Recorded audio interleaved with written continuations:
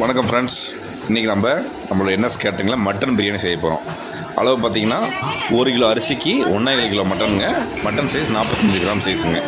பாருங்கள், மட்டன் தனியாக வேக வச்சிட்டோம். இப்போ நம்ம பிரியாணி குண்டால் வந்து ஆயில் 1 லிட்டர் ஆயில் விட்டுருக்குறேங்க. இப்போ நல்லா ஆனியன் பார்த்திங்கன்னா ஒரு 5 வெங்காயம் போட்டிருக்கோம். நல்லா பொன்னிறமாக வரணுங்க, பெரிய வெங்காயங்க.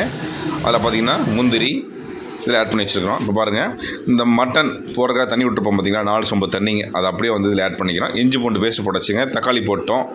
அதில் பார்த்திங்கன்னா எங்களோட என்எஸ் கேட்ரிங்கோட மசாலா, சீக்ரெட் மசாலா அதை ஆட் பண்ணிட்டேங்க. இப்போ ஃபுல்லாக ஒரு தண்ணியெல்லாம் விட்டு ட்ரை பண்ணுறோம். இதுக்கப்புறம் பார்த்திங்கன்னா ரைஸ் ஆட் பண்ணிட்டேங்க. பாருங்கள், தம் போட்டிருக்கோம். பிரியாணி பாருங்கள், சூப்பராக வந்துச்சு. நம்மளோட மட்டன் பிரியாணி, என்எஸ் மட்டன் பிரியாணிங்க வேறு லெவலில் இருக்குங்க. அப்படியே எண்ணெய் பார்த்திங்கன்னா பிசு பிசுன்னு இருக்குங்க. நல்லா பார்க்குறதுக்கே சூப்பராக இருக்கணும். அப்படியே சாப்பிட்ணும் போல இருக்கணுங்க. தேங்க்யூ.